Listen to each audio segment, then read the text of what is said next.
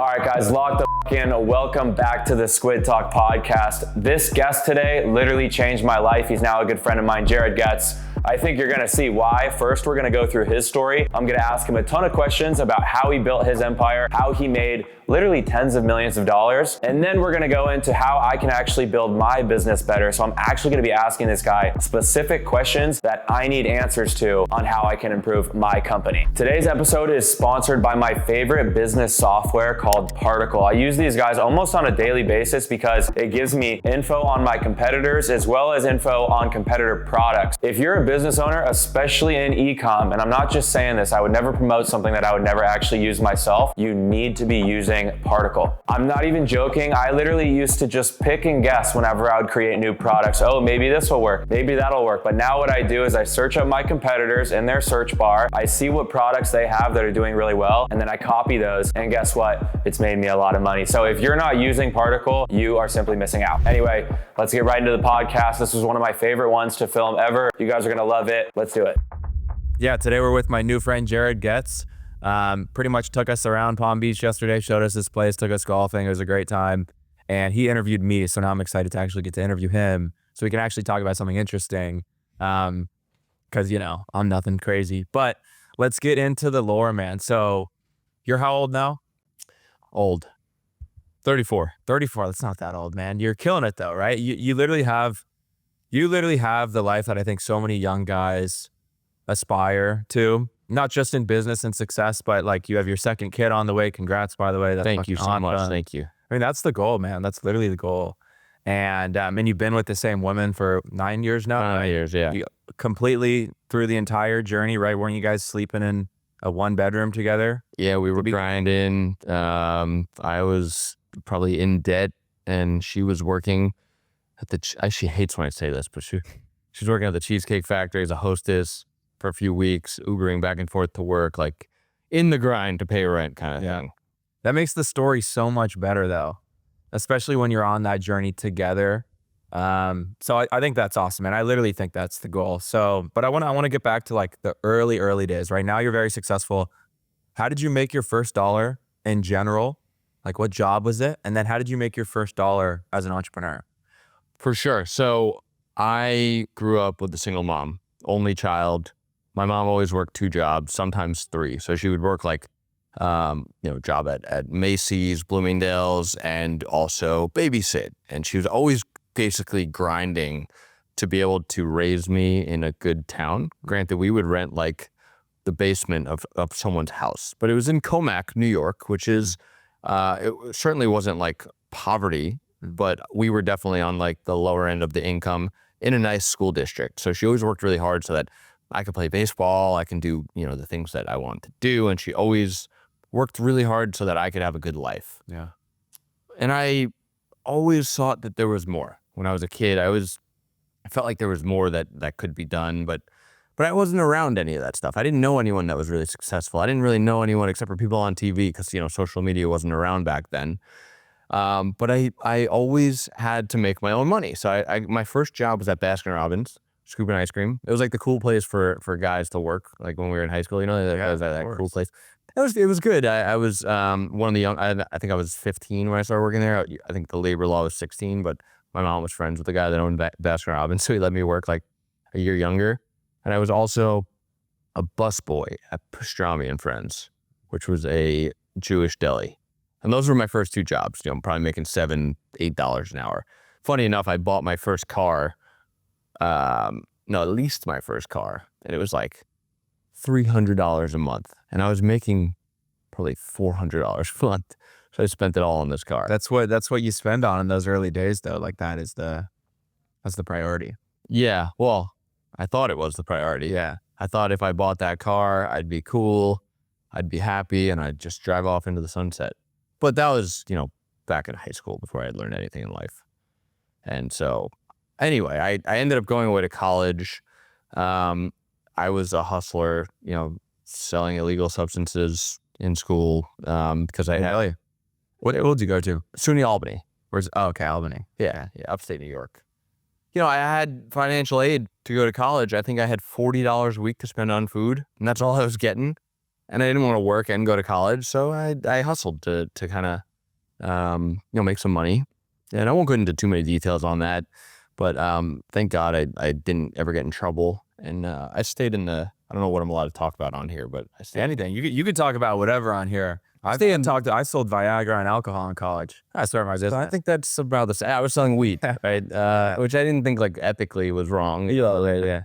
Painkillers or anything like that's like fucks people up. But Yeah. I got into that and I was always pretty good. Like I was a pretty good entrepreneur. I got to a point where I found a supplier. I won't get into too many details, but that's what I was doing to get through college. And I did pretty well in college. Nice. And I joined a fraternity, and my pledge class was a small pledge class, but the guy that I finished with became my best friend. Sadly, he passed away about a year and a half ago, Dylan. That's my second son's middle name is going to be named after him, but he was the one that got me into business. He grew up a town next to me, which was like more of a rich town called Dix Hills. And what he was doing in the summers, he would rent out houses in the Hamptons for a month. And then every weekend he would rent them out to prom parties. So you'd spend like 20 grand on the house for the month. And then each weekend you'd collect 20 grand. So you'd make $60,000 profit. You'd live in a Hamptons house for half the Pretty good gig. And we became best friends. So I came on and, we did that for a while. And actually it was a stupid business looking back, but it led me to my first real thing, right? So we were doing this and there was a prom group that needed a house and they got canceled on the last minute. And we helped them out. We gave them the house. And so the girl who was kind of like in charge of the prom group, her brother owned the biggest concert promotion company on the East Coast. And so because we helped her out, he reached out to us and said, hey, you helped my sister out. I have 2 concert tours coming through Albany. You guys are welcome to become 50-50 partners in these shows. It was a Steve Aoki and a Lupe Fiasco concert tour. Mm. And so doing the stupid business with the houses, which at the time thought it seemed smart, but now it's stupid, led me to a real opportunity, right? So it's like, kind of just jump in, do something and see what happens.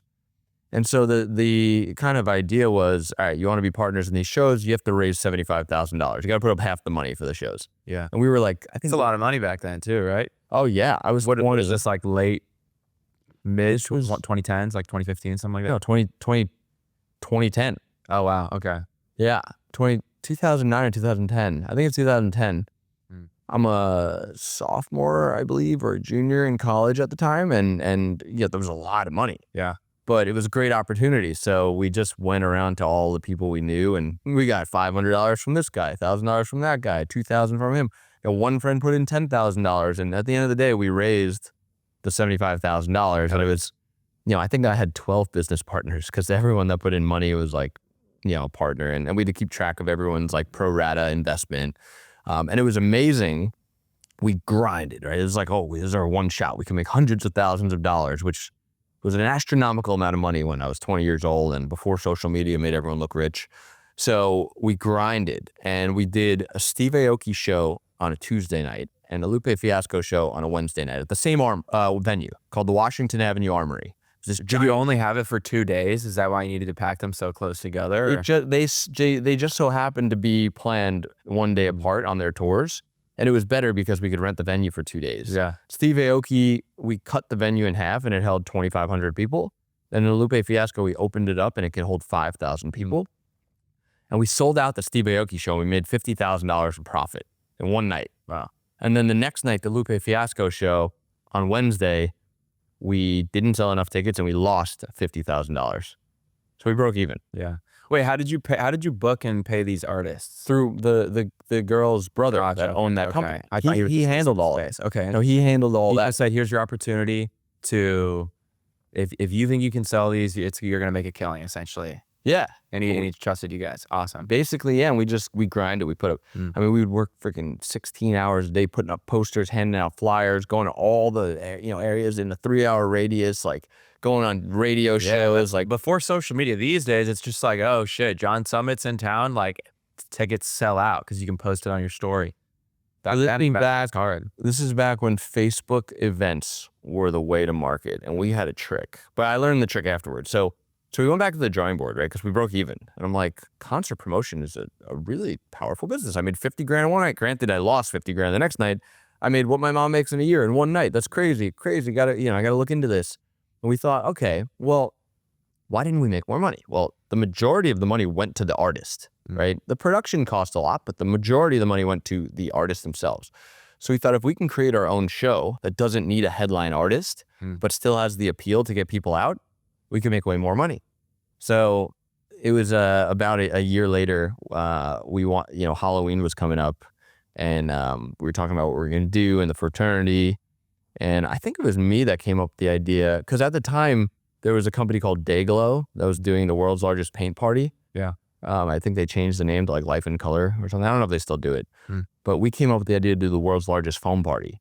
And so we booked the same venue.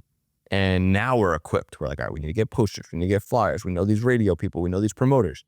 And we went ham. We just promoted the shit out of this thing for 2 months. And the problem with events is you have to put a lot of money up front. And you don't know if you're going to make it back until like 2 days before the event. Yeah. Sometimes not until the day of the event because people show up the door and buy tickets. And I remember this like it was yesterday. I'm sitting in my frat house and somebody texts me saying, hey, I tried to buy a ticket and it's not going through. And I'm like, what the fuck? What's wrong with this ticket company? I call the venue. I'm like, guys, what's going on? People are trying to buy tickets and they can't buy them. They're like, oh yeah, it sold out about an hour ago. And I was like, oh, guys, we fucking sold out. Like, huge win. Did you think you were going to sell out? No. I mean, I thought we were going to do well, but I didn't think we were going to do that well. But one of the hacks we learned, speaking about social media, was we had a JavaScript that you can, when you log into Facebook, if you paste it in your browser, it automatically invites all of your friends to the event. So what we started doing was going around to people and saying, hey, can you help us promote this event? Log into your Facebook, and we go copy, paste, and then all their friends get invited. So like after we sold out. How did you figure that out? I don't even remember, to be honest. It was like just one of those things we learned. But we had the formula down. So that was my first business venture. We ended up branding it as Electric Flurry. I came up with the name for it. You can still look it up on YouTube and see Electric Flurry videos. And I did that for about 2 years. How many shows? Probably about 20. Wow. We sold out Webster Hall in New York City 2 nights in a row, which was huge. They wanted to buy 50% of our company. I had a partner at the time that was like, we're not giving them 50%. My mindset was like, they're experts. They do concerts all over the country. We should. And we ended up not doing it. But we did really well for 2 years. And then we crashed and burned. There was this one venue we always wanted to do a show at UMass, University of Massachusetts, Amherst. Yeah. They had an arena called the Mullen Center, which is where they do the basketball games, and they did like Tiesto concerts, and it's like this big arena. It was like, in my eyes, that was like the pinnacle of success. If we could do the Mullen Center and we could sell it out, we're like, that's it, we win. And we finally got a call from them saying, hey, if you guys want to book the venue, you could book it. But we were young. We didn't know how to run our books. We didn't know how to manage cash flow. We didn't know really. It was just go, go, go the whole time. We booked this thing. It was way over budget. There was, fire marshal codes and all these things that we didn't, we had to put down like 50,000 square feet of carpet the night before the show, like all this shit that like we didn't expect. And we ended up only selling 1,000 tickets, and we had to sell 3,000 to break even. And I was using like ticket sale money from another show to pay for things from this. It was a big mess. And not only did we lose all of our money, there was a kid who wanted to be a famous DJ who, to be honest, I kind of forgive him now, but I resented him for a long time. He inherited $50 million, this guy. I'm not going to say his name here. And he wanted to be a famous DJ, and he was, we became good friends, and I was like, all right, cool. If you want to invest in the show, you could become a partner, and then you could also play on the main stage, the night of the show. Seems like a pretty fair deal, honestly. If you're doing all the work and taking most of the risk, I mean, that's like pennies to him. It's like you get to live your dream. Pennies. Right. So he put in 50 grand. After we did all the, counted all our money, we owed more money out than we had in the bank, so we couldn't pay him back any of his money. Granted, he was probably owed like, call it $15,000 out of his $50,000. And You think he was more upset about the fact that the show wasn't sold out though, maybe, and he couldn't play in front of like a crazy crowd? Or I mean, if you look at the video of the show, it was still a really amazing show. Like, it's not like it was empty. It was packed, but it wasn't financially a success. yeah, He was young. He was also like the same age as me at the time, I think like 22. And he had a trust fund manager. And his trust fund manager basically made him sue me. But I didn't know I was going to get sued just yet. So I basically lost everything, couldn't pay people back, broke up with my business partner, and I moved back into my mom's apartment. I remember I was 23, and I was like, how did that feel? horrible. Felt absolutely fucking horrible, because prior to that, I was like living the high life. You know, everyone from high school thought I was the man, like, wow, Jared's doing all this cool stuff. And in my head, I built up this vision of myself, like, yeah, I'm the young, successful, like, concert promoter guy. I'm going to do these music festivals. Like, I was like the man in my own head. But in reality, I'm sleeping on my mom's couch and I have no money. Dude, I think I'm really glad you brought that up, because I feel like that's just what entrepreneurship is. And you have to be okay with the fact that that could happen. I'm even like, even with me, right? Like I feel like, you know, I'm doing my thing, building my business right now, and it's all going well. And hopefully it continues to go well, but it's possible. Yeah, and everything could crash and burn, and it's going to be embarrassing, and everyone's going to see it happen. What do you tell yourself, like, mentally? Because I'm sure that's got to be really fucking tough, going from those crazy highs to now, like, Yeah. what do I have to show for it? It was extremely painful. I'm, you know, had anxiety. The pain was the separation between who I actually was and who I thought I was. And, you know, and my family, who, you know, was the whole time was like, you should get a job, you should do this. And I'm like, no. And now it's like, fuck, I was wrong. I told you so. Yeah, like that's what it felt like. Did anyone say that to you, or they knew kind of you were going through it? You know, the thing is, like, my mom, the whole time I was doing this, she obviously wanted me to succeed, but she didn't believe it was possible because she had never experienced that. Yeah. So she would always say this one saying. I would say, yeah, we're doing this, that. And she'd always say, I love you, from your mouth to God's ears. But in her way, that meant like, that would be great if it happens, but, like, you know, you gotta also be real. Yeah. I'm like, why do you keep saying that? Like, I'm gonna do it. And next thing you know, I'm sleeping on our couch. So a lot of pain, a lot of anxiety. And I actually I don't remember who recommended, but somebody recommended I read a book called The Way of the Peaceful Warrior. It was a really good book for anyone listening. Like, it's a story. They also made a movie out of it, but read the book.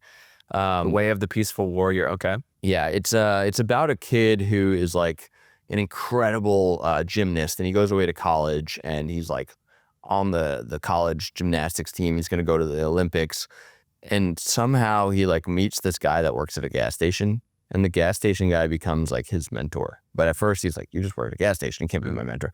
Come to find out, the guy's like just a spiritual, like, badass, and he's like actually loaded, and he's actually like, but he's so humble that you can't tell.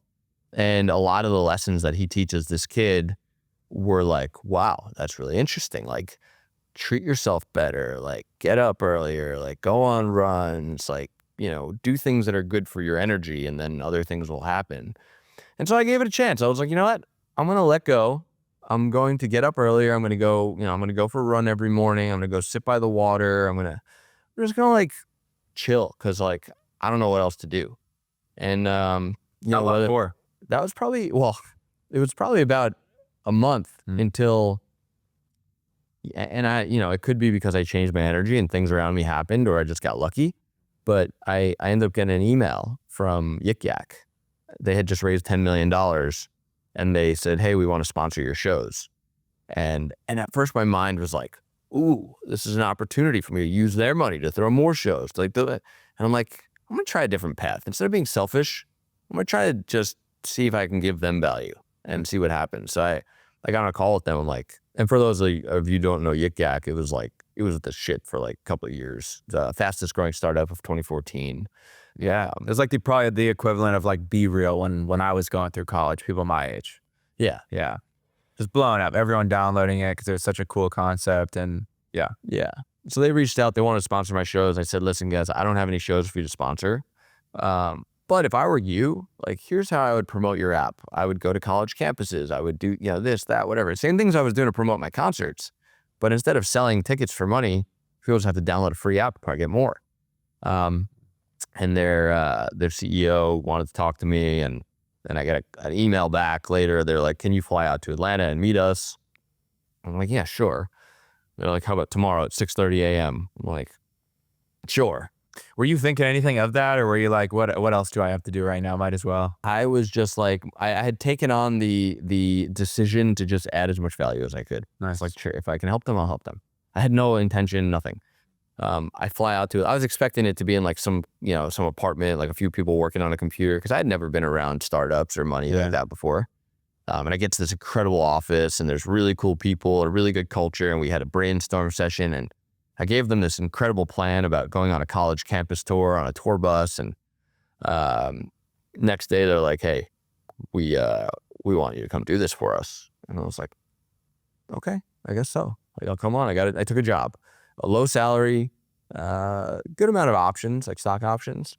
And I had 1 month from August 1st to September 1st to put together a campus tour, which meant get a tour bus, wrap the tour bus, get a mechanical bull, replace the head with a yak, get a mascot, hire 8 people, figure out 35 schools to go to, get a contact at every school, find a hotel at every town that can support a 45-foot tour bus and a trailer, hire a driver, do background checks, get merchandise. I had 30 days to do all this. It's crazy. So I just was like, I got nothing else to do. I'm going to sit in this office until I get it done. And the tour was a huge success. We went from 100,000 monthly active users to 7.5 million monthly active users in 4 months. Was there any other advertising done around the same time, or that was just off the college tour? So the tour was like by far the big thing. Wow. We were running paid ads to like follow the tour. Like we went to a school, they get hit with ads. Yeah. And of course there's probably also just like generic virality. Yeah. But we knew that if we can get 1,000 downloads, that within 2 weeks it would be 4,000 downloads, and then it would be 5,000. And so Yik Yak was a huge success. We ended up like after about a year scrapping the tour bus, because we figured out the cheapest way to get a user was to give them a pair of socks, Yik Yak socks. Hey, download this app, get a free pair of socks. So we scrapped everything except for a giant bag of socks and a mascot. And then we started going to campuses all around the world, like Australia, New Zealand, England, Ireland. I would fly out there. I'd find socks because it's something cheap and easy. It cost us 88 cents to get a nice pair of Yik Yak socks. And compared to a t-shirt or a koozie or a ping pong ball, people liked socks. Yeah. And they were cheaper.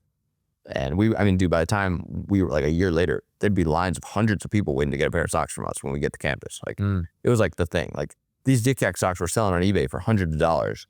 Like that's dope. Seriously. But Yik Yak was an incredible ride for me.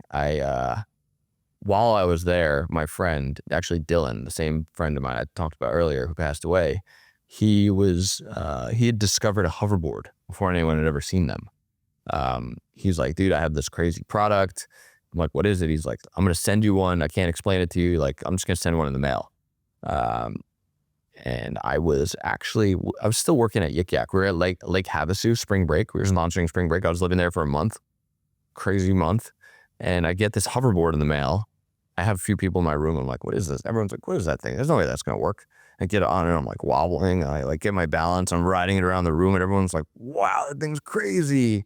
And I like start riding it around spring break and everyone's like neck is breaking. Like, what is that? What is that thing? I remember when those came out. Those were crazy. Dude, I had one before anyone had ever seen one. So it was like a mind-blowing technology. And so I was like, I'm going to build an online store. I'm going to print out business cards. Oh, we had a supplier too. So, and they were able to ship one by one to our customers, which is dropshipping before I knew what dropshipping was. From China. Did you know anything about Shopify at the time, building stores, anything like that? Or you just threw it together like, I got to make something? I didn't really know anything. I just started going to Starbucks at like 7 o'clock in the morning and spending 2 hours on my store and like getting a logo made. And I had a camera guy at spring break that would like take photos of this one hoverboard and like Photoshop different colors. And basically I'd ride around when someone asked me about it, give them a business card. And after a couple of weeks, I'm in the airport, riding them on the airplane, like before there's any regulations. And I'm making like 1 sale, 2 sales, 3 sales a week, but I'm making $1,000 on each one. Yeah. And I was only making, I think it was like $55,000 at Yik Yak, my salary. So I quickly started making more money selling hoverboards and then I was like, I have one friend who's like, he had like 30,000 followers on Instagram. I didn't know anyone else with followers. And he was a professional snowboarder. He was on our tour bus as the video guy. His name was Jack McCall, still a good friend of mine. And I'm like, maybe if he posts about it, people will buy it. I'm like, yo, can you post about this? And like, I think we made like 4 or 5 sales from one post from him. And I was like, whoa, like, that's crazy. And I'm like, we need people with more followers to post it. I didn't know anything about influencer marketing. This is just because I was obsessed over how do I sell 1,000 hoverboards and make $1 million? Yeah. Actually, what happened was I was driving and I saw a really cool car on the road, and I'd never seen it before. And I looked it up later. It was called a Fisker Karma. It was like an electric, like supercar. But Yeah. I looked it up and it was like $80,000. I was like, I only need to sell 80 of these hoverboards to buy one of those cars. Some good math. Yeah, I was like, Makes sense. 80? I was like, That's easy. great. Yeah. So then I was like, how do I sell 1,000? So anyway, Jack knew like Hayes and Nash Greer, their brothers with like 10 plus million followers. Kenny Holland, Wes Stromberg, like all these kids on Instagram that had like millions of followers. And we flew out to LA, we went to their house. They were all obsessed with the hoverboards. We brought them on as partners. I think we gave them 5% equity. And we even raised some money from them too, so we could buy inventory. And dude, we exploded to a point where we couldn't keep up with the orders. We had to buy a bunch of inventory. Yeah. And this was in October.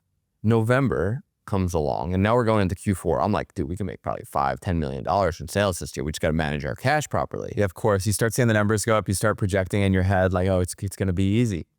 Well, it was. Yeah. But what happened was, is we heard through the grapevine that Mark Cuban was going to be buying the patent on a hoverboard. And it was a really bad thing because he was going to shut down all the people selling the Chinese ones like me. So I got in touch with him on Dust. He had an app called Dust where you can like text and it disappears. I'm like, how do we get in touch? I sent him a message. He answered me. I was like, holy shit. I'm like, yeah, we have this company, this brand. He's like, what's your number? I'll call you this weekend. And I'm like, holy shit, Mark Cuban's going to call me this weekend? I'm like 24 at the time. And literally like, I'm like, funny story. So he's supposed to call me on a Friday. I was back in New York for a little while. I'd been traveling for Yik Yak, and I was in New York City visiting my best friend, and like, I'm like, guys, I can't drink, I can't do this because like Mark Cuban's supposed to call me. And after like 5 o'clock, I'm like, I don't know if he's gonna call me. Like, let's go out and have fun. So we go out. I went out drinking and partying, and the next day, he texts me in the morning. He's like, I'll call you a little bit later today. And then it's like 3 o'clock and I'm still kind of hungover. And we walk past a kava bar, kava? Yeah, yeah. And I was like, my friend was telling me about it. I was like, I want to try some. So I drink this huge bowl of kava, and I'm like walking back to his apartment, and like we smoke a joint. And now I'm like just chilling, but I'm like, oh shit, I feel nauseous. So I go and I'm throwing up. And while I'm throwing up, I get a text from Mark Cuban saying, calling you in 2 minutes. And I'm like, oh shit. Like, no, that's sobered you up, right? Timing. Yeah. So I literally get up, I like look at myself in the mirror, I'm like, let's go.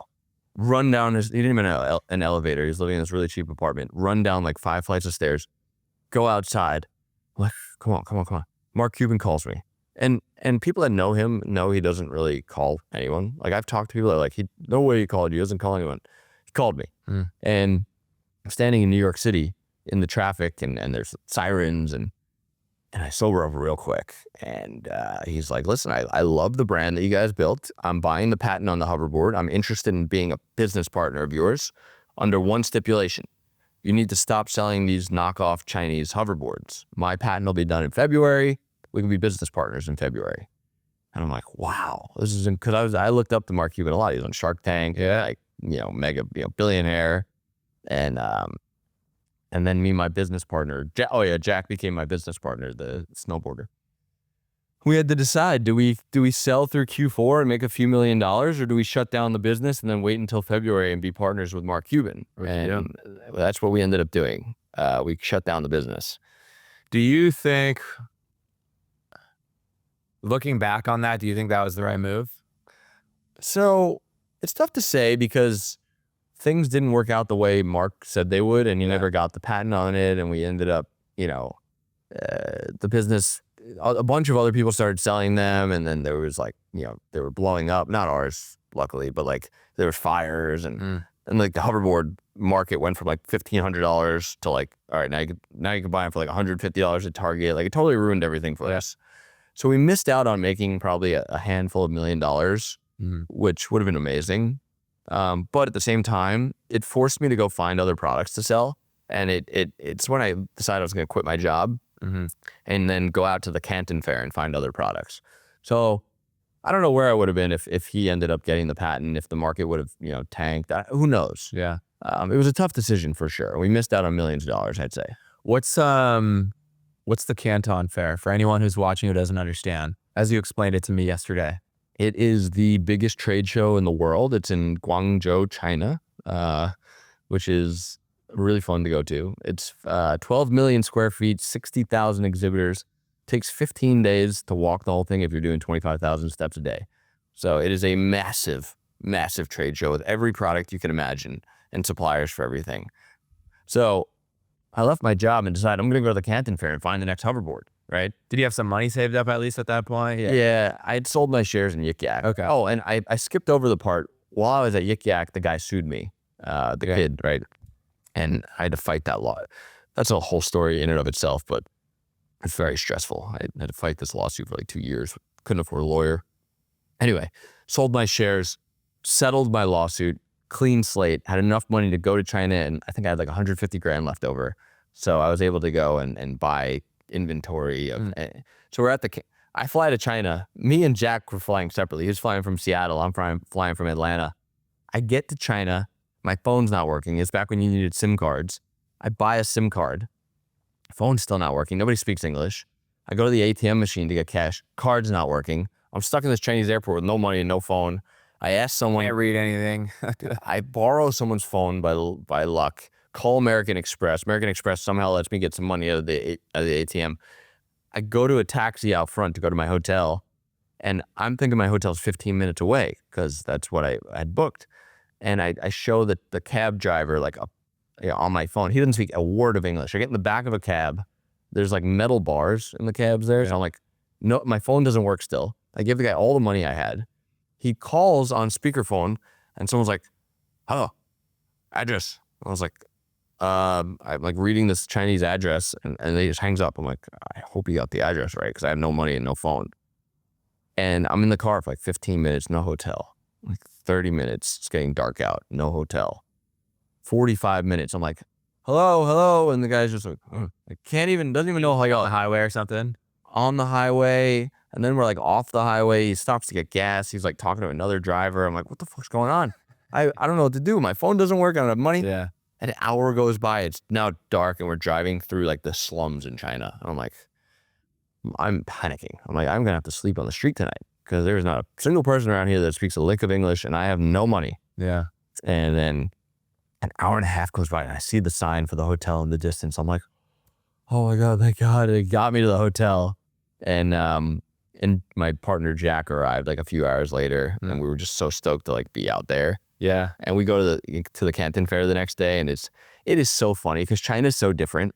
And like I stand out so much in China as a tall blonde guy. Yeah. They don't exist there. And, it was a lot of fun. Anyway, we found some other products. We found the inflatable loungers, like the little bags, you like wave them through the air and they fill up. And just bought a bunch of those, imported them. Jack was like the video. How do you decide on that product? Out of literally probably like hundreds of thousands, maybe even millions of products, how do you decide on that product? Why did you think that had potential? So what we knew was that if we have something that can be viral and influencers can promote it, we can make a lot of money because that was what the hoverboards were. And we were like envisioning these inflatable loungers being like pretty viral because they were cool. Yeah. And we rolled the dice on it, right? There weren't that many other cool products that were like completely new and different. But you weren't trying to create like a long-lasting, decade-long brand. You were just looking for almost like a short-term, like what can I like flip into cash type of thing, right? Yeah, because we knew these influencers and we knew we can get like millions of eyeballs on whatever it is that we were going to launch. Yeah. So that was the idea. Gotcha. The other one we were looking at there were like these vibrating foam rollers. Which yeah, the Hyper Ice ones exist now. yeah, I have some all those in my gym. Yeah, I saw those before those ever existed in the US. And there were other products like like Beats quality headphones, for example, for like $7 a pair that you could sell for $200. There was like Sonicare toothbrushes for like $3 a toothbrush. So there's a lot of things we could have built, but we chose the inflatable loungers. We were limited on what we can do, and that's what we chose. So I have a question for you, having seen how cheap stuff was over there. I used to work with this one manufacturer, and she would quote me at like, I don't even know, landed like $14 a pair of shorts, right? And I would always be like, hey, can we get this down? Like, I've been working with you for a year and a half now. Like, and she'd be like, I'm sorry, like my cost is 13, like I only make $1. Like, and then guess what? I find a new supplier, and I don't order from her for like 6 months. Yeah. She go text me this time, not even through Alibaba, text me on my phone and be like, hey Lucas, when do you place a new order? I said, I can't scale my business with your prices, bro. Like, yeah, it's cooked. And she goes, what are you getting them for? And I'm like $8 now. And she goes, yeah, we can do that. And I'm like, yo, what is going on? So I'm curious, like how cheap, like how much are they finessing people who don't understand or who haven't been over there? Because I've heard that when you're in the Canton Fair, it's so much different of a relationship. But when you're meeting them online or off the phone or something, they just rinse you in terms of prices. It's like the culture in China in manufacturing is like lying is okay. It's crazy. So you always get lied to. Yeah. It's to a point where you get people who have a booth at the Canton Fair and they say, we're going to go visit my factory. You go to a factory and they just lease a room in the factory and say it's their business. And there's also 100 other suppliers that have a room in their factory to say it's their business, but they're all just trading companies and they will get as much money out of you as they can. And I know that because I own Zendrop now, and we get invoices directly from the factories. And we know exactly what our margin is. And that's why we can typically beat people's prices, because their suppliers are usually making way more money than they think they are. So yeah, so I imagine this is what happened to me. You find a manufacturer off some online website like Alibaba, and you think you're getting it right from the factory. In reality, they're probably just brokering the deal every single time. 100%. Wow, 100%. Usually there's like layers. Yeah. There's this guy is buying it from this guy that's buying it from that guy that's buying it from the factory. Usually. Wow. Yeah. Yeah. Okay. So going back, sorry to cut you off, but you find this new product that does really well. Then what? So we placed an order with the manufacturer. They had like 4 samples at the end of the Canton Fair left on the table, and we're like, we need those samples because we got to make videos. And the lady's like, oh, I'm gonna give the samples to someone else. We're like, no. We need these samples because we can't wait 2 months to get the shipment in. We got to start making videos and stuff now. And like convinced her to give us the 4 samples. I think we paid her like $400 for them or something. And ended up flying back home, filming incredibly cool videos. Jack was such a talented content guy, like really stylish videos. And long story short, I moved out to LA with my now wife, then girlfriend. We got this apartment. I got an office in downtown LA. We had a warehouse in what is it called? What's that like not that nice area called? It starts with a T, I think. In LA? It's like going towards like Huntington Beach and stuff. Terrence? Yeah. Torrance. Yeah. So we had a warehouse there, and what we found out was like that's when I first started running Facebook ads. And we would also get booths at like state fairs and music festivals, and I got really good at selling inflatable loungers. Like if you put me at a music festival with like 100 of them, I would sell them all in one day. Like I was just good. And it opened up my social skills a lot too. I'd be like, hey, you look uncomfortable, come take a seat. And like we would sell them. And we would just roll all of our money back into the business. And now we're getting purchase orders from retailers, and we're scaling the company. How'd you get that was a question I had written down. How did you get in contact with retailers? What's that process usually like? We just got booths at trade shows. Like we got a booth at Outdoor Retailer, for example. I think we got a purchase order from REI. We got purchase orders from like South American retailers. And to be honest, I was doing this about 2 years, and like we were making a lot of revenue, but we were still hustling and grinding and not making that much money. And I was out in LA for 2 years. I met some really great people. And so I was at this trade show, and I was there for 3 days. And trade shows are exhausting because you're talking to people the whole time. And after 3 days, I was in the hotel room. I was flying home the next morning. My flight was at 7 a.m. and it was like midnight. I was like, I'm going to get to sleep. And I like get a ding on my phone. And I look at it, and it was an email, and it said, how to sell products without ever seeing or touching them. And I was like, that sounds interesting, but I gotta go to sleep. I'm like, no, let me just look at the email. So I opened it up, and it was like a webinar. And it was this guy, John Mack, and he was teaching dropshipping, but I didn't know what dropshipping was, even though I was doing it with hoverboards. I didn't like put two and two together. And I watched this webinar, and it was like, you can go find anything on AliExpress, add it to your Shopify store, sell it through ads, and then when the person buys it, you just order it from AliExpress and ship it to them. And I was like, whoa, that's crazy. And like, I'm up and I'm like looking for suppliers on AliExpress for my inflatable loungers. I'm like, maybe I could do that with these. And I'm so excited. I can't sleep. I get to the airport like 3 hours early the next morning. I build a new Shopify store, and I put my inflatable loungers on the shop, but from a drop shipping supplier, which all in was cheaper than buying them in bulk. Yeah. And I was like, instead of selling them for $80 as a premium one, I'm gonna try selling them for $35 and see what happens. And I remember I launched an ad. I built the store and launched an ad before my flight, and I landed, and I think I had like 10 orders. And I was like, I spent like $50. I was like, holy shit, like $5 cost per, and most of the orders were 2 or 3 units. So like the AOV was like $60 on a $5 acquisition price. And right when I got home, I had got invited to go to a Tony Robbins event from my friend Brett Lockett. He's an NFL player. He's like, you want to go with me? So I went with him. And I just started this business like on the side, the dropshipping business. And I was also going through like a breakup with my partner, Jack, because he had started a spring break company and he wanted to focus on that with his brother. So I was kind of like figuring out what I want to do. And on top of that, I had decided to move back to Florida with Madeline. So it was all going on. And I go to this Tony Robbins event, and I'm learning about energy, and I'm learning about, how your physiology affects your psychology. And, and it was called UPW, Unleash the Power Within. And like, we did this one exercise that I'll never forget, where it's a meditation, but you're envisioning yourself as someone else who just loves and cares about you and wants what's best for you, walking up to your future life. So like for me, I picked my aunt because she always wants what's best for me. And you're walking up to your future life like that you want. And as my aunt, I'm walking up to my future house. I'm admiring the cars in the driveway. I'm walking in the house. It's like a third-party perspective kind of thing. Exactly. Yeah. And you're admiring the pictures of the family and the beautiful home. And eventually you walk upstairs in the bedroom. You're admiring the beautiful bedroom. And you walk in the bathroom and you look in the mirror and it's you the whole time. And it was like a way for you to really love your future life without your subconscious getting in the way. And it was really powerful. And so I leave the Tony Robbins event. Next day, pack up the U-Haul, throw the dog in the back seat, get in the car, start driving from LA to Florida.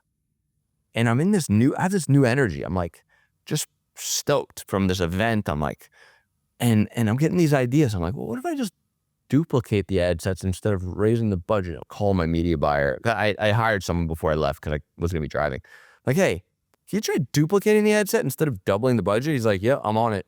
And I'm like watching like, cha-ching, cha-ching. What do you mean? What is it? For anyone who doesn't understand Facebook ads that much, why did you do that? What was the strategy behind it? I was just, what is that? So I didn't know, okay, so what I mean is like on a Facebook ad, you can spend $20 or you could spend $40 on the same campaign. And I was just in this state of like high energy. So I'm like, let me try some new shit. Maybe it'll work different. So I'm like, instead of spending $40 on this campaign, duplicate the campaign and spend 20 on both of the campaigns. But did you change the audience or no, just literally everything was exactly the same? If the cost per acquisition was less than $5, duplicate it. And then now you have 2. And then now you have 4. And then you have 8. And then you have 16, right? So I'm watching like cha-ching, cha-ching, cha-ching. I think the first day on the drive we did $2,000 in sales, which was twice as much as I did the day before.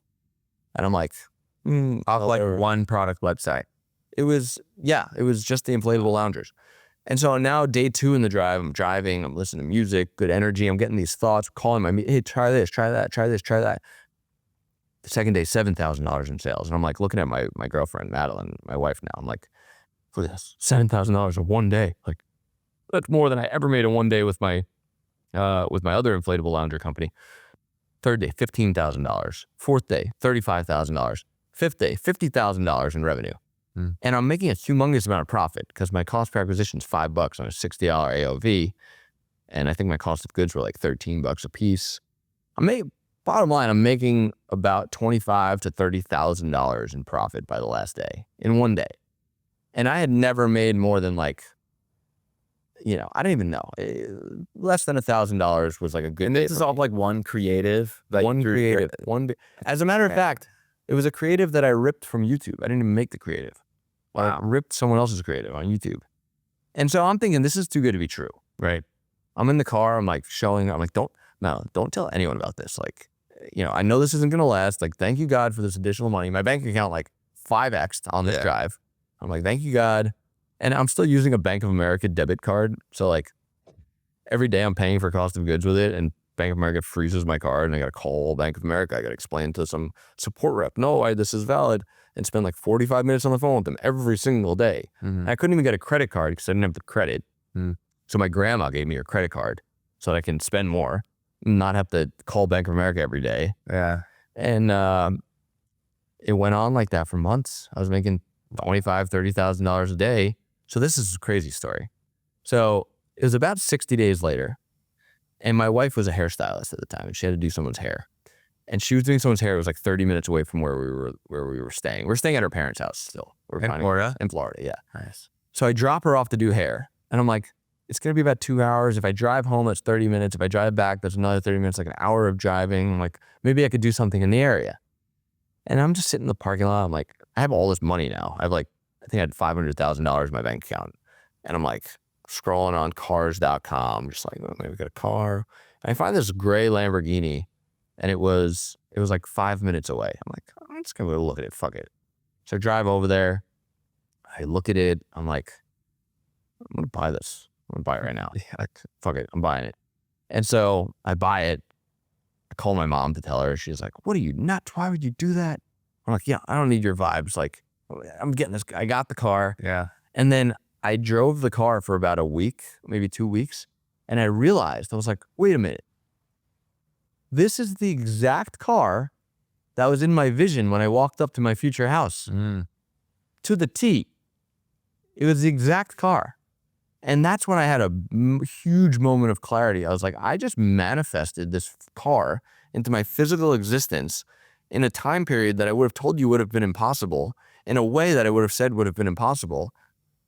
But it's not impossible because I'm in it. 60 days after visualizing this, when I had no money, I owned it in a way that would have been seemingly impossible. And that's when I was like, all right, there's more to this existence than we're taught. And that's what really propelled me down my path of like, personal development, spirituality, and things like that. That was the moment that really... That's awesome, man. I fucking love that. And it's crazy how things like that work, right? I think first you have to believe it. It's not going to happen if you don't believe it, obviously, right? And then if you can convince yourself that it's possible, then you can actually go about making the right decisions to make it possible. Okay, so at that point, you're how old? At that point, I'm probably 26, turning 26, 27-ish. Okay. End up moving out of her parents' place. We were there for about 2 months. We found an incredibly beautiful condo on the ocean on Singer Island, like wraparound 180-degree balcony. I negotiated like half off the rent because I paid it up front. Like, I was like, all right, I paid for rent for it was a 6-month lease. Yeah. Like, I paid for rent for 6 months. I don't have to worry about that. I watch the sunrise every morning. I'm going to do all my things now, like my meditations, my workouts. I'm going to get locked in, and I'm going to build my business. And I like hired on someone to come help. And basically I've just started crushing with dropshipping. I was already crushing it, and then I started seeing like people online were selling courses and making a lot of money selling courses. And I'm like, who's this? I remember I was like, who's this guy selling a course on how to build courses when he has no, like, how's this guy selling a course? I'm like, I'm like one of the best dropshippers in the world. I should sell a course. And so long story short, I ended up getting in touch with that guy, and I traded. I was like, I'll build you a dropshipping business if you build me a course business. And we basically traded. And I was like, when I build you the dropshipping store, you document all of it, you put it into the course, and we'll split the profits on the dropshipping store. And I helped this guy make a lot of money. He put all of my content into the course. And I started this phone sales course selling, I called it Ecom Hacks. And I started selling a course for $2,000, group coaching for $8,000 for the year, And then we did masterminds for $20,000. And I also had like a one-on-one package that I only sold a few of that I kind of hated doing. Okay, a lot to break down there, but I have a lot of questions. First of all, I really like how you pointed out, as opposed to like trying to go and figure out how to do this new thing, selling courses that you've never done before. You said, I'm just going to, instead of trading my time for it, I'm going to trade my skills for it. So for everyone listening and watching, right? You're good at building dropshipping stores. You said, I'll do this for you. You do that for me. That's always how everything should be done, in my opinion. So that's definitely the way to go. But then how do you decide what to charge for a product like that? Yeah. So $8,000 for a year is a lot. Yeah. What happened was I saw this Facebook ad of this guy selling courses. His name's Adam Wennick, good friend of mine now. I booked I went through his funnel and it put me onto a sales call, and I got on a sales call with this guy, Harrison. Harrison's trying to sell me on this shit. I'm like, dude, you don't need to put me through a sales pitch. I want to give you guys money. I was like, what if I just give you $10,000 and you have me, like I lived in South Florida with same place. I was like, I want to get lunch with Adam. I'll give you $10,000. That's all I want to do. And he's like, oh, okay. Like, it was like the easiest sell of his life. So I got lunch with Adam and I picked his brain about the courses and the best price points and the things like that. About like 2 or 3 months in, like we were probably doing like $10,000, $15,000 a day in sales on courses. I was ambitious. I'm like, wait a minute, like there's a lot more here. Sam Ovens was doing $120 million a year on his courses. So of course I decided, let me go find the guy that's running his marketing. And it was a guy, Nick Fisher. He's still a good friend of mine as well. Nick Fisher was like, he took my business and put it on steroids. So how do you convince someone who's already killing it for one of the biggest guys in the space to jump ship and get on your little boat? Because when you are on your shit and when you are self-confident, you become magnetic and everyone wants to get involved with what you're doing. And that's what I was at the time. Everyone I talked to, I felt confident. I felt good. I felt like my mission was the most important mission and people related to it. And I got connected from someone to someone to someone to him. And everyone that I talked to wanted to help or get involved in some way, shape, or form. And by the time I got in touch with him, I was 100% certain when I spoke to him, he'd be coming and joining me. And that's exactly what happened. Nice. And what happened was the course business became bigger than I wanted it to. It got to a point where we had, and this was a serious moment in my life where I had to really decide what I wanted to do so we had it was like a phone sales business, right? We're selling the courses, the coaching, the masterminds. And from the start, like I wanted it to be like ethics and morals above anything. So like if there's like an old lady that's not going to succeed in e-commerce, like don't sell her a course. I don't care if she wants to pay. But there's conflicting situations because the salespeople make commission. And we got to a point where every salesperson on the team, we had 25 salespeople, would have 10 calls on their calendar with qualified leads, people that filled out an application and had more than $5,000 to invest. So we had 250 calls booked a day. And the salespeople were making a lot of money. I mean, some of them were making, mid 6 figures a year, like several hundred thousands of dollars. And right around that time, there was a lot of like kids that were like, they made $200,000 on Shopify and they're like, oh, I'm going to sell a course. They copy my funnel. Yeah. And it started getting like, it just became a pretty icky area to be in. Right. And I'd started it and then all these other people got in and I was like, shit, I want to get out of this.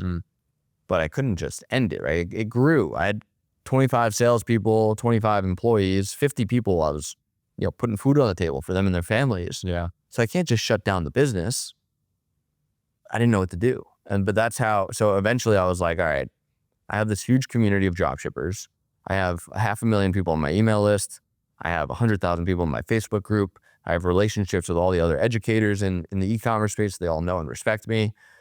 I think it's time to build. I skipped over a part. When I was dropshipping, I had a supplier that fucked me over that sent out 7,000 fake tracking codes to me. And that's when I was like, supply chain and dropshipping is fucked up. So at that point I was like, if I can build a software platform that can, supply people, I can make more money than I'm making right now and keep most of my employees. And it's just going to be a matter of time. It's going to take me a certain amount of time to build it, a certain amount of time to start, getting people on. And then eventually I can go completely off the courses completely into, and that's where Zendrop was born. All of the people, maybe like 6 out of the 7 of the last guys that I've had on the podcast or that I've met that have absolutely killed it have had a very similar business model where they create some sort of info product or course, but they don't just make money off the course. They actually create a way for the people within that course to actually make money. And so you're selling on like 2 different fronts. Like, I'm going to teach you how to do something, and then you're going to do it on the platform that I give you. And that seems like the most genius business model of all time. It is, if you could pull it off. For me, the timing wasn't that good, right? Like so when I wanted to build Zendrop, I reached out to developers. I didn't know anything about tech, right? So I'm like, so anyway, I reconnected with a friend of mine from it was like 7 years earlier who I had, long story short, we lived in the same apartment when I was doing my electric flurry stuff in Miami. And he was like a graphic artist, and but a good friend of mine, his name's Lucas. He's still part of our Zendrop team. And I called him. I'm like, this is my vision. This is what I want to do. This is why it's going to be so big. And he's like, yeah, I think he's a French guy. He lives in Australia, so he has a very unique accent. He's like, yeah, we can probably build that in 3 months. And I'm like, oh my God, 3 months, amazing. I was like, he was living in Australia. I'm like, dude, can you come out to Florida? I'll cover everything for you. He's like, yeah, sure. And 3 months turned into 6 months. Of course, 6 months turned into a year. A year turned into 2 years. We didn't actually launch it for 2 years. And that's when I was kind of sunsetting my education business. So had I had Zendrop while the education business was on the growth, it would have exponentially grown everything. But I didn't actually have Zendrop until I was so checked out of the course business. But we were able to still launch it through the network, through the email list, through the people that also had courses and communities. And yeah, it was a really bumpy and challenging road to get Zendrop off the ground, because it was my personal bank account was funding every single dollar. Yeah. So you have this scarcity mindset where it's like, well, I don't know if I want to hire that guy, as opposed to like this business is its own thing and you have to take risks with it. It was like all the money I had made, like millions of dollars, were like getting sunk into this thing. Yeah. And then I was like, all my insecurities and fears of loss from like when I moved back with my mom were like creeping back in, like, I'm gonna lose everything again. I'm gonna be a failure again. So it was tough. It was tough. Dude, I bet. Well, it paid off. Okay, so dude, I have a lot of kind of like rapid fire questions. Sure. Now that we've gone through the lore. What is you've built multiple different businesses, dozens of employees, probably hundreds of employees total, right? Over the years. We have almost 200 now. Nice. So what is your process for scaling teams? Like, what do you do? How do you find people? How do you go about picking the right people? What's your process? Yeah, that's a great question. And my style is based solely on me. Like, I didn't go to college for this stuff. I didn't I've never had a mentor that I looked up to that I wanted to learn from. So like everything I've done so far has been intuitively guided. I would say the most important thing is being able to paint a picture that inspires people. So the way you got to look at it is amazing people, like really talented people, can do a lot of different things, right? They can go work at Google, they can go work at Apple, they can work at Facebook, they can go start their own company, right? So your opportunity that you give them has to be better than their other opportunities. And how do you do that? Well, you can either give them a really big piece of something small or a small piece of something really big. But when you're starting something, it's not really big. But if your vision's really big and they can be sold into your vision because it's true, and people could sense authenticity versus you trying to manipulate them. So you have to be so sold on your vision and so excited about it that it radiates and makes other people feel like, I need to get in on that. And so if you do that and you bring in some really great people, the company takes a life of its own. You know, you bring in a bunch of great people that really care, that are really smart. They all have their own ideas. I haven't personally hired anyone, I think in over a year, maybe more than a year now, except for actually Elliot. But in the Zendrop team, so I'm not the one scaling the teams. I brought in people that we're experienced in different areas. And, and I work with the FP&A guys and the finance directors to figure out what the budget is and what the growth is going to be and things like that. But I'm not really making those decisions anymore. So for me, I truly believe that if you can radiate a very powerful, inspirational energy, things are going to happen. And there's no right or wrong way to do it. You need to be so stoked about your vision and truly stoked about it. And you're going to just create, like, people are going to want to get involved. Yeah. And you keep that energy up, you keep inspiring people. Every company is different. Like, I have equity in a few different companies. They're all different. They're all like their own thing. So to answer your question, I'm sure you can go online and find, like, here's how you scale teams. Here's different systems you can use. Here's, EOS operating system. Like, there's all these things you can learn, but I don't learn any of those things personally. If you give me a book on like how to scale a business, I'll fall asleep after page 1. Like, it just doesn't work for me. So I've went all in on the other side of things, on like the spiritual intuition side of things. Like, I firmly believe that the energy you radiate creates everything around you in ways that you can't expect, because we live in an unlimited universe, right? Yeah. There's unlimited combinations of things that can happen. And so, simple math, anything over infinity is 0. So if you try to expect something to happen a certain way, it's impossible for it to happen the way you expect, because there's infinite things. And what most people do is they expect things to be created in a linear way, right? I bring this guy on, then he does this, then that guy hears that, and then she does that, and they have this vision of how things should happen. But since there's no way to know exactly how it's going to happen, it doesn't happen that way. And then people get attached to the outcome being separate from what they thought. And then what happens, it creates an energy of separation or lack or fear, which then creates things of that same energy. So I look at creation in kind of like a multi-dimensional way. Like, things are happening that I don't know about. There's synchronistic things happening. They're happening outside of the timeline that we're in right now. Maybe the energy I have right now is creating something in 5 years from now. I know that if I can keep that energy, the things are going to happen in a way I can't expect them to. And they're going to happen in a way that's greater than I could have ever imagined. And that's a powerful belief. I know. I really like that. I think that makes a lot of sense too. So, in a nutshell, like, you look for excellent, capable people, you enable them, and then you let them build the business. And so you don't even necessarily know where the business is going to go. You just say, we're going that way. There's going to be something really good over there. But you kind of enable them to figure out how to get over there. Pretty much, yeah. And then typically it's like, I look at business in like years and quarters, and there's typically 1 quarter a year that I go like really deep and I like get involved in everything. And I'm like, because I also, one of my strengths is my strategy, and one of my strengths is like seeing complex situations and figuring out the simple solution.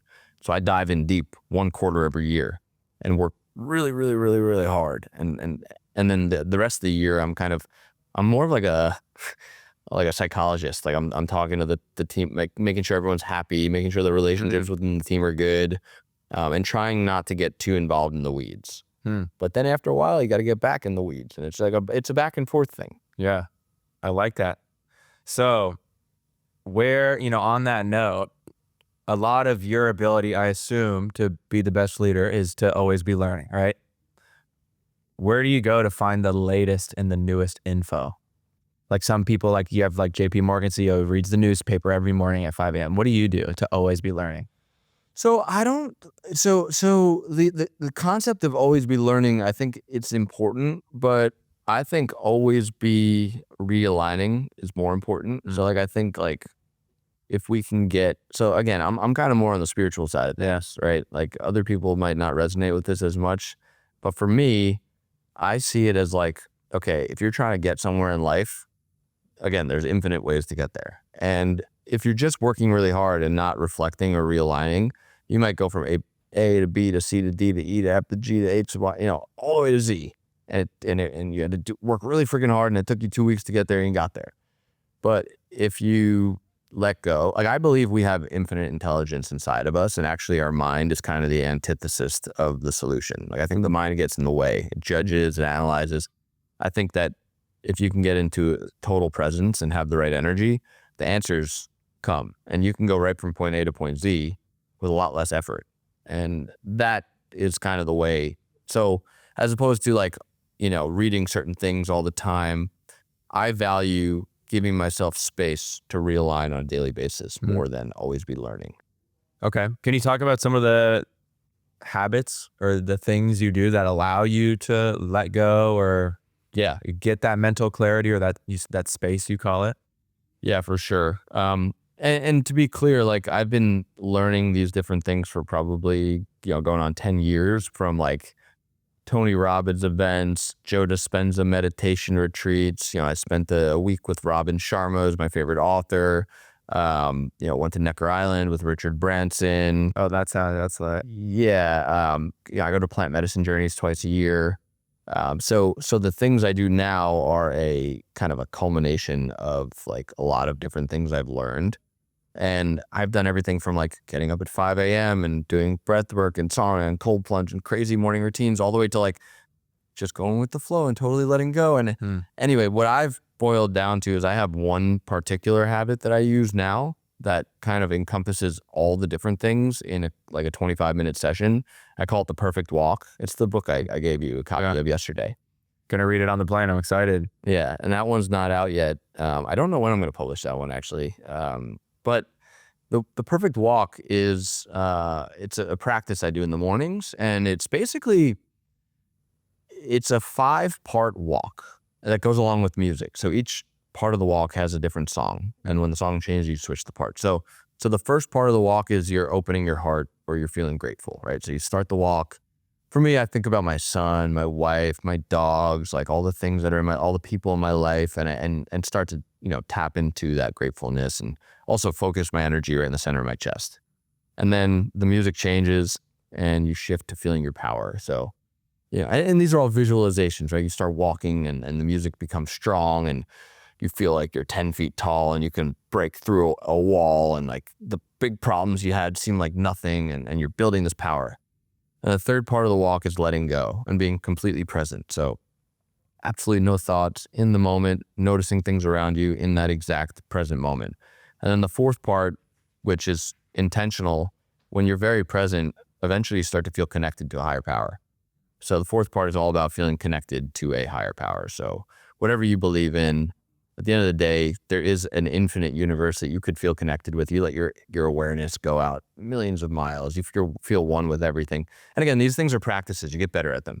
And then the last part is a celebration. So you celebrate that you got up in the morning and got on this walk. And you did this for you. And then you celebrate like something you want to happen as if it already happened. And you walk as if you did that thing. Like maybe you want to sell your company. You're walking as if you just got the wire in your bank account, and your team is all celebrating, and you're all like super stoked, and you're walking in that energy.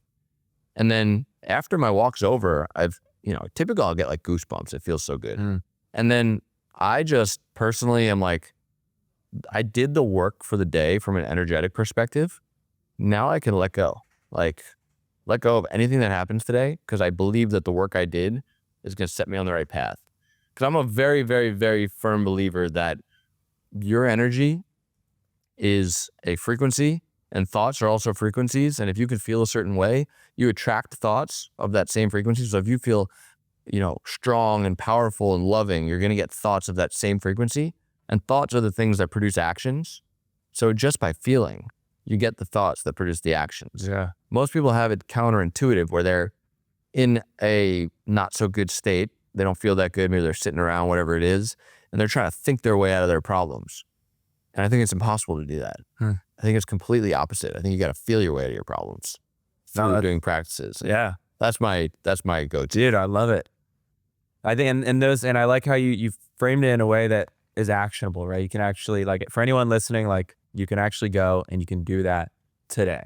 And I'm going to try that out. Do you like to have certain songs that you play, or yeah, I made you have songs for each feeling? Yeah. If anyone wants the song, I have the book, and I also have like a 30-page document that goes into walk more deep. So I'm happy to send out a PDF or like. Oh, dude, that'd be sick. Yeah, we could link that at the bottom of the video. That'd be sick. I'm sure people would really appreciate that. Yeah, for sure. I actually went as far as, not only do I have playlists on Spotify, but I went and I hired a music group to make 5 songs to go with the walk as well. Wow. So we have our own music that goes with the walks. Nice.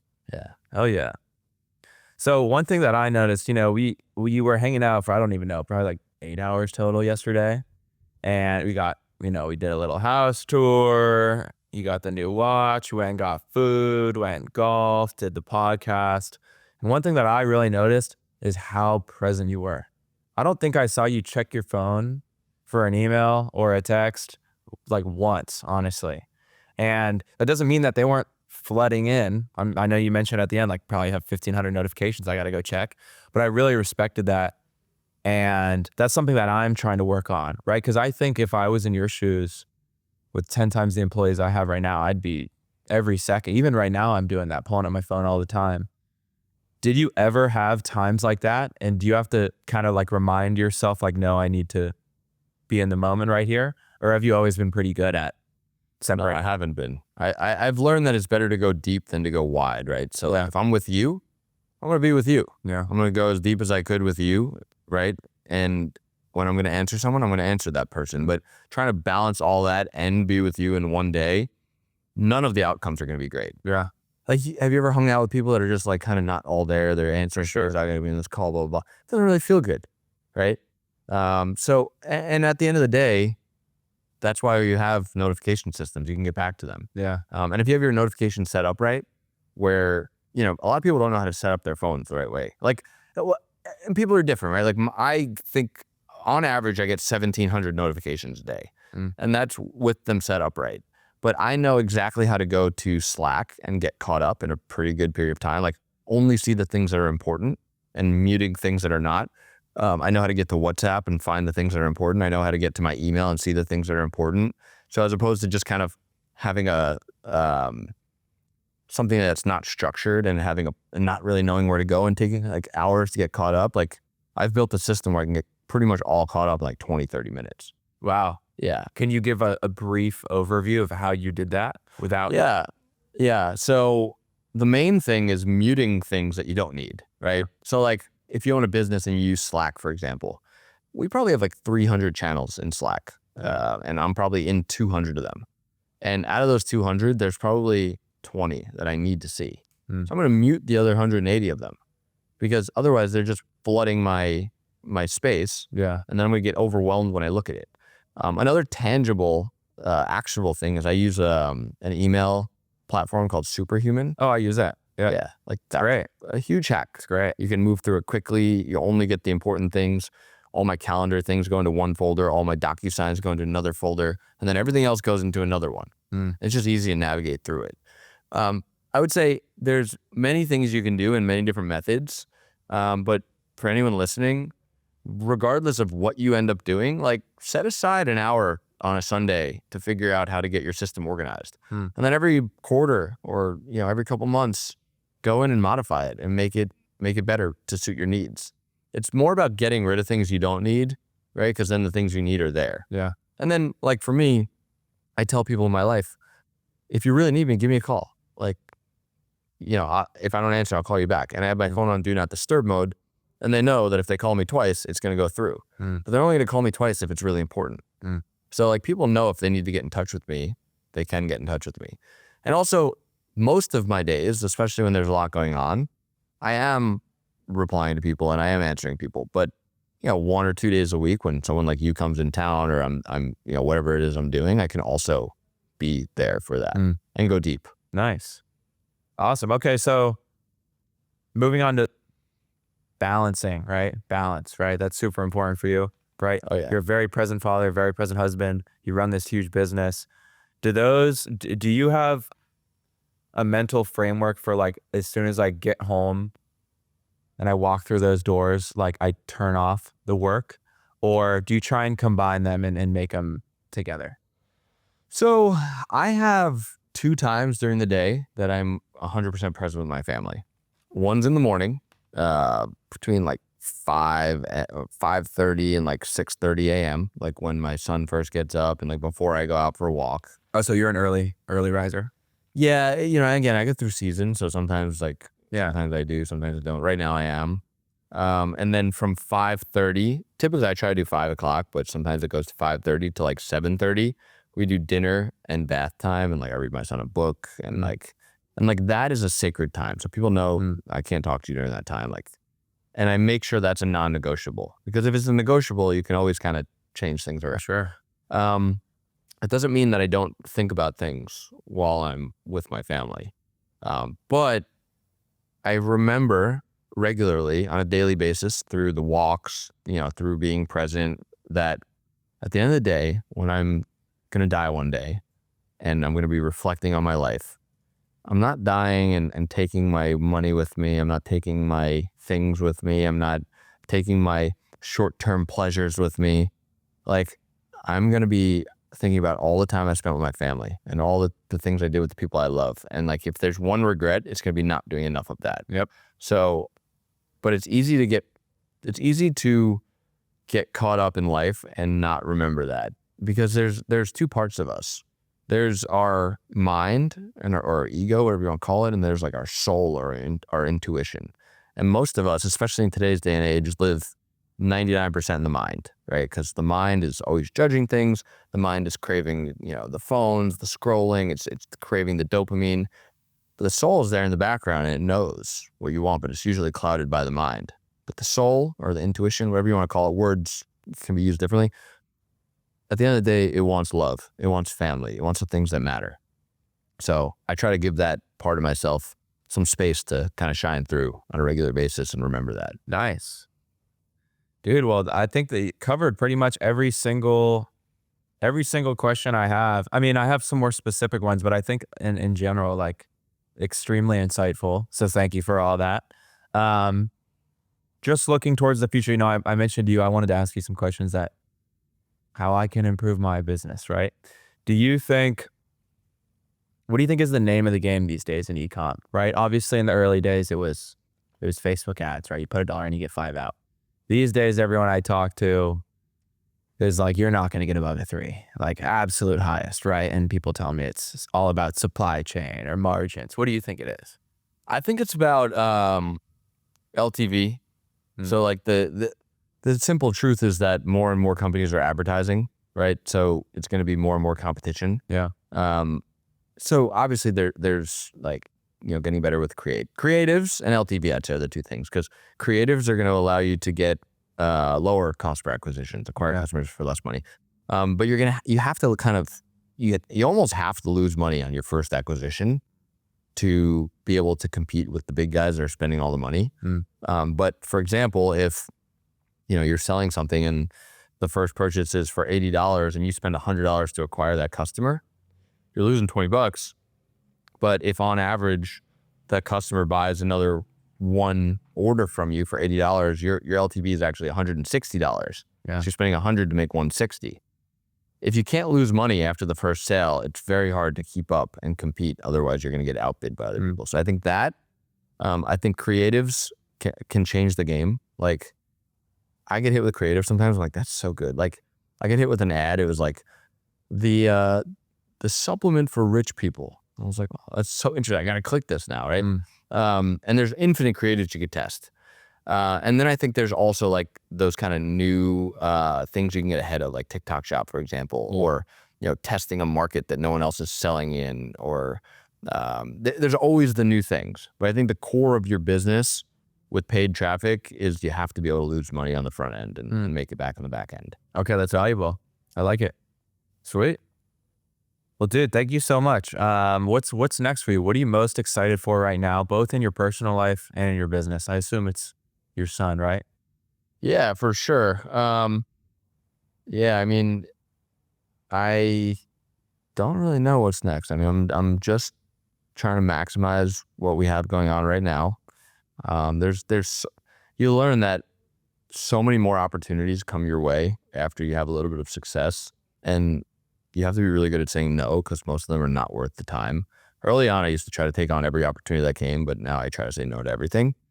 But yeah, I mean, I have my son Maverick is 18 months old. He's running around. He's starting to say words. Like, honestly, I think what I'm most excited about is being able to coach his baseball team when he gets a little bit older, coach his t-ball team, take him out on the golf course.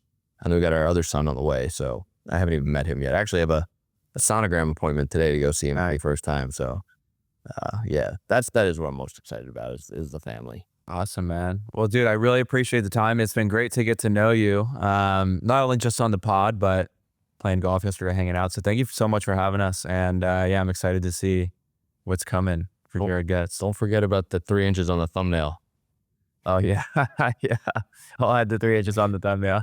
Thank you though. Appreciate it. Absolutely. Oh yeah, dude, that was great.